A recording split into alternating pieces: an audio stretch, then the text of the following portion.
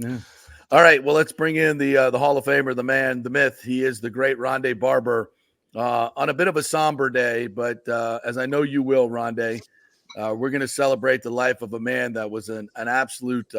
He was a treasure. He was a treasure and unique, one of one, icon, innovator, motivator, everything. Good morning to you, my friend. How are you? Yeah, good morning. All those things times 1,000, JP. It's Yeah. impossible to put words on it that I'm sure everybody else has already said.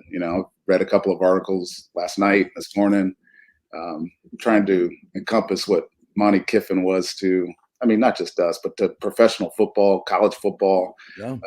The guy was absolute legend, and he did it with such a big heart, JP. It's impossible for any of us that played for him to not feel the loss. Yeah.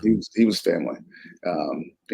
This league, this sport has seen a lot of great men come and go. I would dare to say there's none quite as unique as Monte Oh, my Kiffin. God. The manner in which he did his job for us and for all the teams that he coached for, but most specifically the Tampa Bay Buccaneers, it was special. It was special, and everybody around the league knows it. Well, before we get into the X's and O's of it, I want to touch on what you first mentioned and him as a human being. It was kind of a velvet hammer, was it not? I mean, he would get after you guys. I was just telling the stories that just the most entertaining thing at training camp was just listening to Monty get after your ass. And Right. And what was that like? Just knowing that he loved you so much and he would do anything for you and he had your back, but he was going to get after you. Well, it was the expectation that he set in front of us long before you guys ever saw us on the field. Yeah. And it was the rules with which we lived by were staked firmly in the ground prior to any of us ever backpedaling, going and making a hit or a tackle. We look at our agenda for the day every single day, JP, and it wasn't just going over the X's and O's or the repping the concepts of cover two or whatever.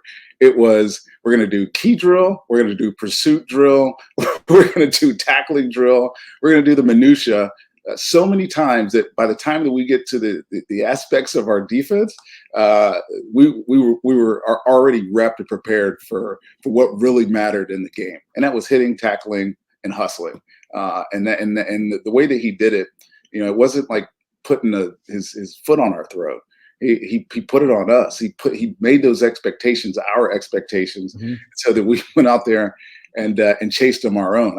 Last night, JP, we had a big Zoom with a bunch of guys that had been around, coaches, players, and the one thing that we talked about was Rod Marinelli and Lovie Smith sitting at the goal line with their thumbs up or thumbs down, whether or not we ran fast enough to get to the ball.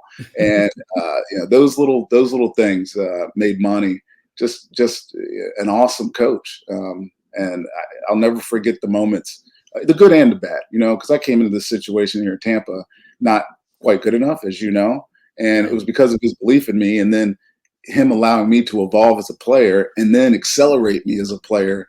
The reason I became the football player that I did. But I'm going to miss him. I saw him recently. Obviously, he was at the Hall of Fame with me last year about this time, honestly.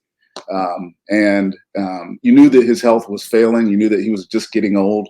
But the uniqueness that was Monty was still there. He was still alive at 84 years old. And it's a sad day. That's so well put. And when you talk about the way he motivated you guys, can you get into a little bit of that? Like what some of the little sayings that he had, things that he would do kind of behind the scenes. Tell me a little bit about that. Yeah, you know what? Monty was, when you talk about leadership, and obviously we always talk about football leadership, we talk about the guys on the field. But leadership in our building was Monty. And it was unique. And I think there's I don't know who said it. It's probably Julius Caesar. It's an old quote. But when you're talking about leadership, it said you got to give them the bread, the X's and O's, all the stuff that they need to know, and the circuses. And Monty was an entertainment man. Yeah, he was funny. He was serious. He was smart as hell. Even though he would say this is insight. He was like, hey, man, you know where I went to school, right? And we were like, yeah, we know you went to Nebraska, Monty. And he goes, well, you know what that N on the helmet stands for, right? And we were like, no, Monty. He goes, it stands for knowledge. You know? He just gives quotes like that all the time, man.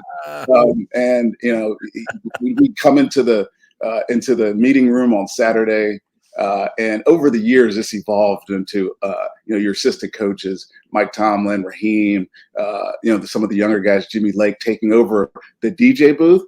But when Monty had the DJ booth, he would come in and I feel good. James Brown is playing, and he'd get up and start doing his little shimmy. And, you know, he gave us everything that we needed to be, you know, not just robots on a football field, not just doing our jobs on the football field, but also, you know, becoming, you know, lively men, well-rounded. And that's what he was. And the consistency with which he came to work every single day, that energy, unparalleled, man. It's unparalleled.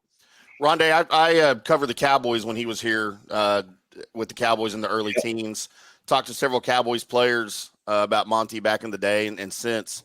And they always told me that they likened him to more of a college-style coach than a pro coach for them, because he was always more of trying to be a father figure for them and, you know, helping them, kind of treating them like teenagers that needed to be, you know, molded a little bit, and helping them with not just football, but with life. Did you kind of get that impression too? Yeah, that's exactly who he was. I mean, I texted Lane and Heidi yesterday and had to pass it on to Chris as well. But I was like, we all feel this loss because he wasn't just our coach. He was family, you know, and even when you were gone, even when you were done playing, or after, in my case, after he left to go to work with his son in Tennessee and then California and then wherever else, you know, he'd always stay in touch. You know, he'd call you and be like, and I'm sure he knew this already, but he would call me and be like, Ronnie, what was that one play against Washington in 1999? And I'm like, yeah, Monty, it was the play. Da, da, da. He's yeah, that's it. Do you remember what you were thinking on that play? And you're like, maybe I don't know, but he just wanted to talk. You know, he just wanted to call and talk to you. Yeah, he wanted to live football. And that your point is well taken, because you know, normal coaches don't do that. You know, only guys that have father figure roles in your life care enough for you to continue to be that for you. And Monty was definitely it. I mean, we lost a good one, man. His influence spread so far. We probably don't even recognize how many Monty disciples there are. But there's a bunch of head coaches, a bunch of coordinators. There's loads and loads of assistants that are still in the NFL, probably in college, that go to work every day. And what they learned under Monty, they're still using in their meeting rooms and on the field now. Ronde Barber joining us here. You know, I said earlier that you used to call him this too, the mad scientist. We all did. And I swear Christopher Lloyd must have met Monte Kiffin somewhere along and patterned that Doc Brown character after Monty. It was a dead ringer. Am I lying? That's exactly right. But give me some insight into his intellect, maybe a story or two of where, and it wasn't just the Tampa 2 concepts. It was breaking down film on a weekly basis, and he would see things that maybe other people didn't see and then translate them to you guys to execute. Right. Yeah. Monty, I mean, obviously we called him mad scientist because he'd come up with all kinds of blitzes and, you know, not really coverages. We were pretty sound coverage wise. We played cover 2. We played forms of cover 3. We talked about doing quarters coverage, which is very, very vogue today, but we only did it very sparingly. But Monty spent his time, like never left the building, spending his time coming up with ways to solve problems. So, you know, I don't know if you know this, but the way that we ran our defense, we would name almost every single play that we got. So somebody ran a play against us and we had never seen it before, or it was unique and we didn't stop it. He would name it after the team that ran against us, right? So it would be, say, the Philly play or the Tennessee Titans play.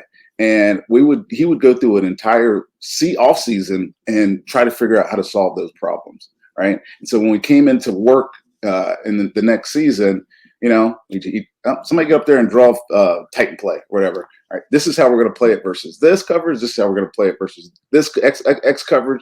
And when we run a blitz, this is going to cover this up. And he was always so detailed in it because he spent so much time, thinking about on the couch, honestly, trying at the old $1 where all the rats and coaches were, man, and trying to figure out how to solve it.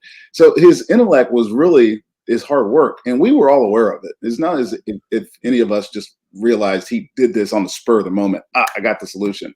We knew he put the work in, so we all wanted to put the work in too because he did that work. I know he drove his assistants crazy. I remember when Raheem was first here as assistant to Mike T, and if Monty was in the building, he had to be in the building. Same with Jimmy Lake, same with all these young coaches that came through here. It was like Monty would just grind you to a halt, but he was also very mindful of their time, and I think they all knew that they were going to be rewarded for the work that he put in and that we collectively put in. And there's a reason the Pro Football Hall of Fame gave him the award for excellence this year. It was probably long overdue. You got Hall of Famers in there. Somebody's responsible, and the head coach is already there. So it was nice to see that award was bestowed on him before he passed, because I know how much it would have meant to him. Yeah, absolutely. And that was great. It was great to see him enjoy that and feel that.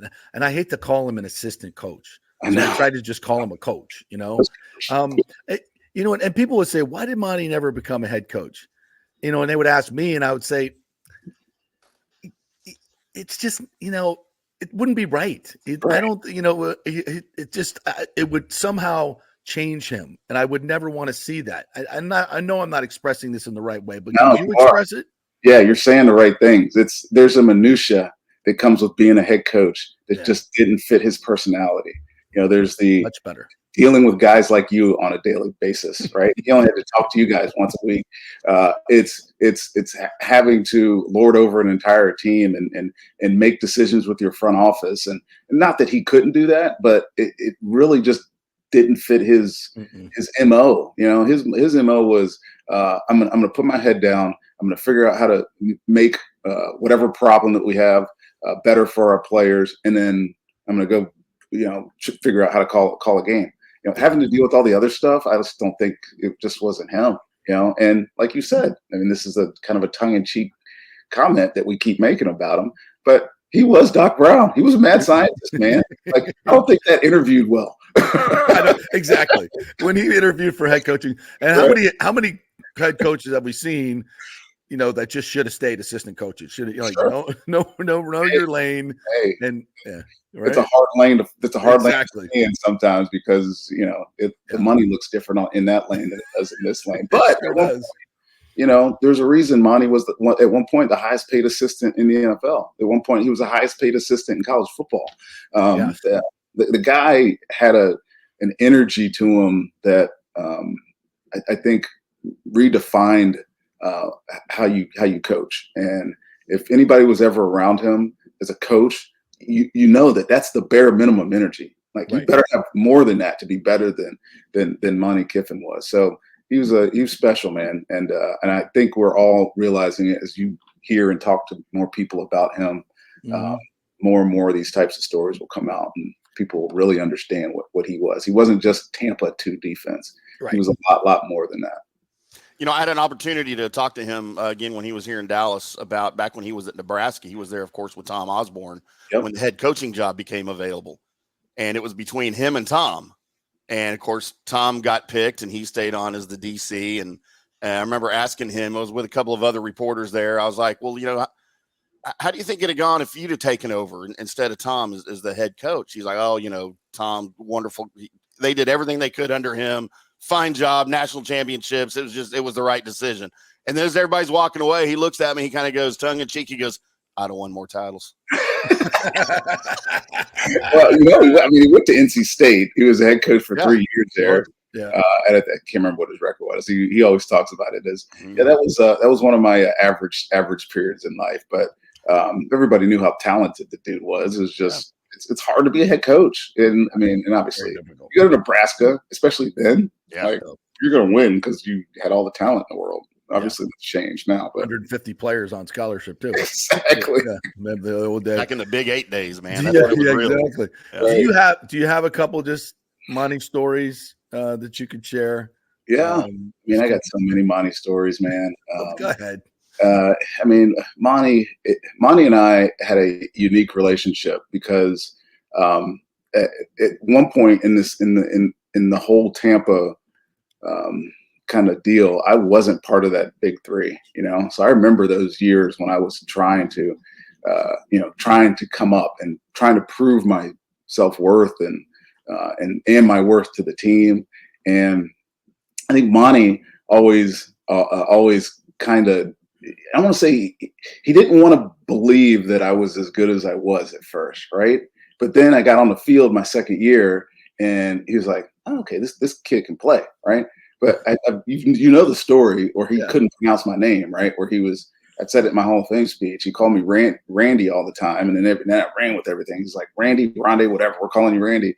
But it was affectionate, that story was phenomenal. One of the best stories I have about Monty, and it was really a story about our belief in each other.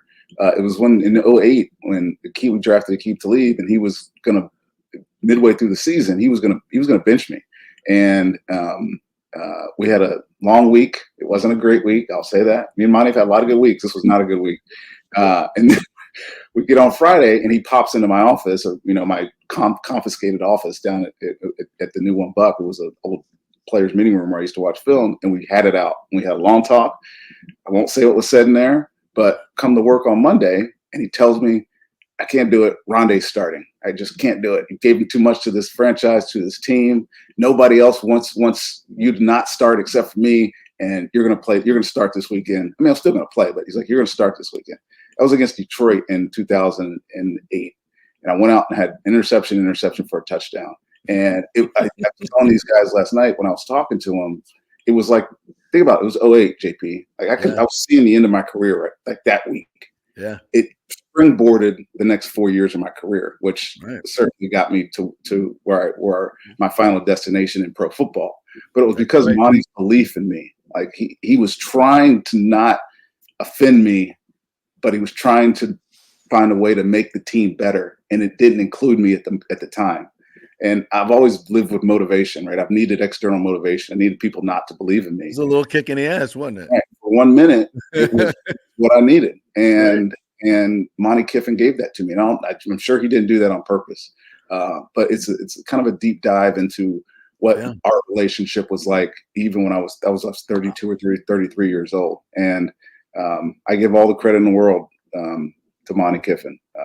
He put me on my path, man, and I'll forever be grateful for it. That's a hell of a story. Yeah, that's a hell of a story. And the Tampa 2, take me through the evolution of that, because it evolved, right? It's just, and it evolved. As I said in the beginning, Monty loved smart football players and demanded it.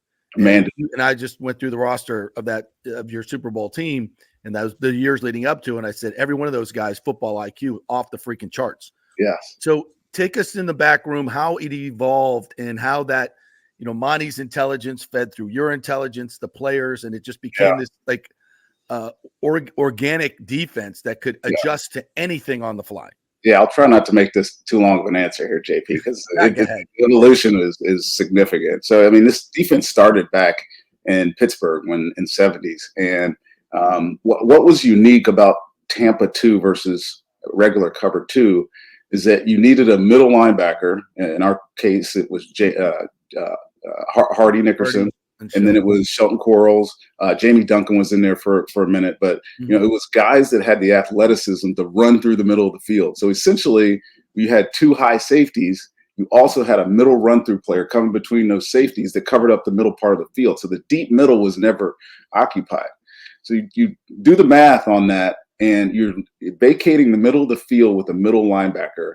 And so now you only have two underneath defenders. One was the Will linebacker, one was the Sam linebacker / the nickel. So the reason why Derek and I made so many plays is because we had to understand that there's a third guy missing there, and the two seam droppers, me and Derek, had to make all those underneath plays. And there's really only one way to do that.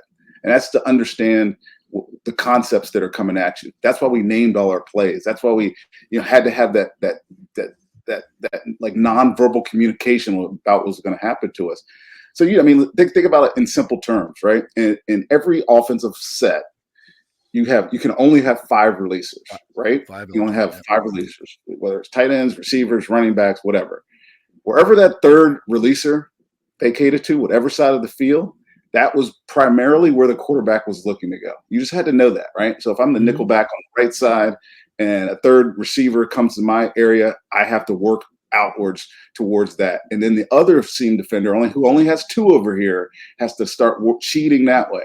Yeah. And it was like this dance between underneath linebackers or coverage guys, me and Derek, or Derek and the Sam linebacker, and we just perfected it. And then it evolved from there into like really jumping routes. That's why I had so many interceptions at nickel. That's why Derek had so many interceptions at will linebacker, because there was nothing you could give us that we hadn't already seen or had named or understood what was coming at us. And then we knew we were protected the whole time with the middle linebacker in the middle of the field. You had help, right? Right. 2 corners in the flat. That's what Tampa 2 became. But then we got really good at disguising Tampa 2 and running blitzes off of it. And quarterbacks going, what the hell is going on right now? It's like Ronde was supposed to be a seam dropper. Now he's blitzing through the A gap. The safety was supposed to be dropping into cover 2, and now Dexter Jackson's coming off the edge. It was a really neat to be in a defense that was simple enough for everybody to understand, but free enough where we could just kind of create whatever magic we needed to each particular week. And Monty was the architect of all that, and he let us be organic, like you said, and he let us go chase, making plays. There's a reason why we led the league in sacks, yardage allowed, interceptions, takeaways, particular stat you want to name. At one point during that 10-year run, let's say, we were the best in the league at it, and it was pretty awesome to be a part of. Best defense ever. I know where your vote is.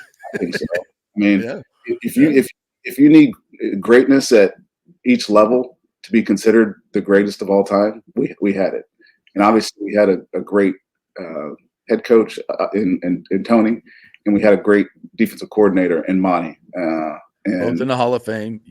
Lynch, yeah. Brooks, You just put the numbers on it, and I would say that if we're not in the discussion, people are blinded by hubris. The name Tampa. Yes, it's not. This is we know the prejudice towards the small market Tampa. Yes. We know all about that. And I think, and to wrap this up, Ronnie, it comes back to trust, human connection between you and your coach and your player and your players. Yep. And it's that I've seen it in these championship teams. It is family. I know it sounds a little trite and cliche, but it's just like family. It's like brothers. It's like that's your dad. You don't want to disappoint him, but you can yell at him and he can yell at you. And at the end, you're still going to love each other. You're going to get the point across. The intensity is going to be there. And that's the secret sauce. That's the key to success. It comes down to relationships and trust. Well, people want to say on any particular Sunday, you have to be there for each other. But the reality is it's Monday after the game. It's the Tuesday, your off day. You're taking care of yourself. You're taking care not to put yourself in a position where we're no longer going to be able to help the team. Are you coming to work on Wednesday and learning and then grinding on that afternoon's practice, and Thursday to perfect it, and then Friday to tie a bow on it, and then take care of yourself Friday night before you go on the road or playing at home on Saturday in the hotel? We had that, and it was largely because Monte Kiffin, like I said earlier, put that expectation on us, and there was no deviating. There was no excuses. There was no explanations. All you had to do was show up and do your job, and we would win. And he made it that simple. No excuses, no explanations. Show up and do your job, hustle and hit, and we will win. And we did. Monty's a unique individual, man. I'll end with this, JP. The guy was 84 years old, and Peyton Manning texted me last night, and I told him the story. And I don't know if a lot of people knew this, but Monty was born in 1940. You know what 1940 was? A leap year. He was born on 1940 on February 29th. He died in a leap year. I did not know that. 2024. So technically, Monty was only 21 years old. Yeah. I only had 21 And I told birthdays. Peyton last night, I was like, only the good die young. He was 21. He was a hell of a young man at 84. It was pretty special. What a man. Can I sneak in one question about this Bucks offseason? How you feeling? I feel like I'm not being objective about this team, but I feel like Jason just did such an unbelievable job. Yeah. This team is ready to do something special. If not this year, maybe next year, but it filled every hole. I love the defense. What are your thoughts?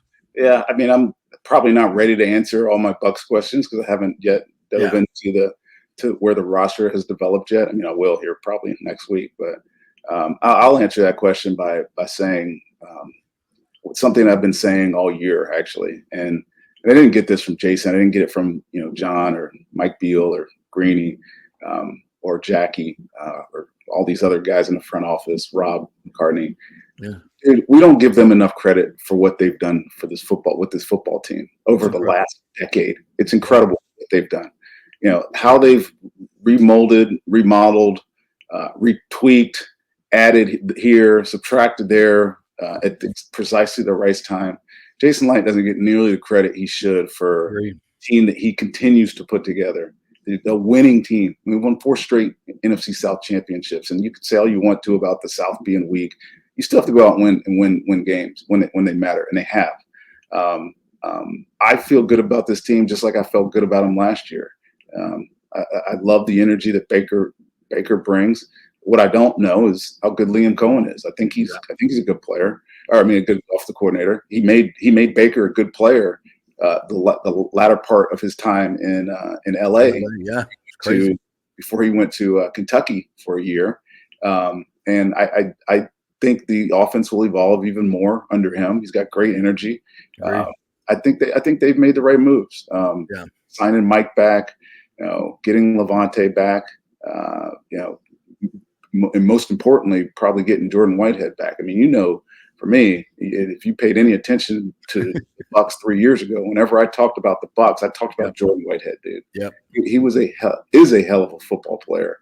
And adding him to Antoine, who is the best safety in football, by the way, I think solidifies that backfield. We need Zion to come along. He needs to turn into the player he looks like he should be. He had a great offseason. Watched some of their practice film. He had a great offseason. And I think we got better up front on the offensive line, man. Just bringing in Graham Barton, man. The guy's different. I mean, personality-wise, he's different. Physically, he's different. I think we all figured out that Luke Gedeke is a better offensive tackle than he was offensive guard. Much better. Those questions can just go out the window. People should just shut the hell up and say and just realize that he's a good player. I like where we're at. I like the running back we drafted. He's dynamic. He'll help us. Again, they make great moves. Jason Light does not get enough credit. They made it. We were promised a boat parade if you got it all done, and I'm it's gassed up and ready. I mean, where are we at, Jason? Let's go. We're all going to Beer Can. That happens, JP. I'm making the trip to Tampa. I'm getting on the boat. Come on up. You'd enjoy it. You would. I would. Oh, for sure. 3 years ago today, we were doing the Lightning boat parade. Yeah. So let's get it done. We need another one. Ronde, thank you, man. I always appreciate you're always there when I call you, especially in moments like this. And which the tribute you just gave to that man is absolutely fantastic. We're going to spread it out over social media. You're a treasure. You are a treasure, my friend. And I thank you so much for all your support. You're the best. Thank you. I love being on with you, buddy. Love you, dude. Thanks. Thanks, my brother. Love you. I love you, man. The great Ronde Barber right there. It brings me back. Sometimes you don't recognize when you're in it, the greatness that's happening. But I remember saying it on the air many times, like, folks, this is special what we're witnessing here. I didn't know that there would be 6 Hall of Famers coming from that defense at the time, but I could feel there was something really special going on. Yeah. And you just felt it. You just felt it if you were paying attention. And so often we don't live in the moment. We're always looking at, what do they got next year coming? Who's going to sign with who? And I'm like, shut up. Watch this greatness in front of you. Look at what, this is greatness. And you were watching, as I've told you about the Lightning, you're watching 4, maybe 5 Hall of Famers play at the same time. you know, and back then, six Hall of Famers, including the coaches. I mean, that doesn't happen. Right. And it was super special. And just being part of that, you know, being a little behind the scenes and seeing how it took, you know, it just kind of organically came together. It was special. Yeah, and I think part of the thing that's got lost to time and younger people in the NFL today, they don't remember that the early part of that defense, the success that that defense had in the late 90s, I guess it was up until whenever conference realignment was in 04 or something. The Bucs were in the Central with the Packers, the Bears, the Vikings. Yeah. And those were much harder teams to play back then. And the Tampa 2 found success against those teams in the late 90s, the early aughts, before they moved to, you know, what a lot of people considered at the time when the South was formed, you know, the kind of the cream puff division, right? Yeah, yeah. And not that it is anymore, or that maybe that it ever was, but the success they had against those teams at that time was just really impressive. Yeah. I'm trying to remember what year it was, but the Vikings came in here 10-0, and it was the Randy Moss, Chris Carter show. I think was Randall the quarterback at the time, or was it? I think it was Randall. And they were literally putting up 35 points a game. And they came in here and, you know, 14, 16 point favorites and got their ass kicked. Nice. It's just like, you know, and I think I got to go revisit all the numbers on that, but that's just coming off the top of my head. But Monty, I remember Monty was just over the moon. Like that was like a quintessential Monte Kiffin. Like, you think you're coming in here? And it's like, no. By the way, you know, Monte Kiffin's linked to the Vikings. He was drafted by the Vikings. Oh, that's right. Yeah. Yeah. I think it was the 12th round at the time. Yeah. Back then, number 200 something overall. Because I mean, there's only, you know, not many teams, but yeah, drafted by the Vikings. He didn't play in 65. Then he went to the Continental Football League, played for the Toronto Rivers or something, and the Brooklyn Dodgers in the Continental Football League. He played for the Winnipeg Blue Bombers in the Canadian League one year, and then he's like, you know what? I think I want to be a coach. So he went back to Nebraska as a graduate assistant. Yeah. I think in 69 is when he started as coach. Dude was in coaching for 57 years. 57 years. He was a coach, like straight, right? Not a year off, but straight. The last 3, of course, with Lane is like more of a consultant role, but still. Yeah. What a dude, man. I just remember going into the locker room after the game. We got to hit a break here. You know, let's hit a break. We'll share some more Monty stories right after this. Yeah, let's hit a break. Our thanks to our great sponsors in our first hour. TryHydrateHeroes.com. Go to that website. They'll send you a free 3-pack of the great hydrate.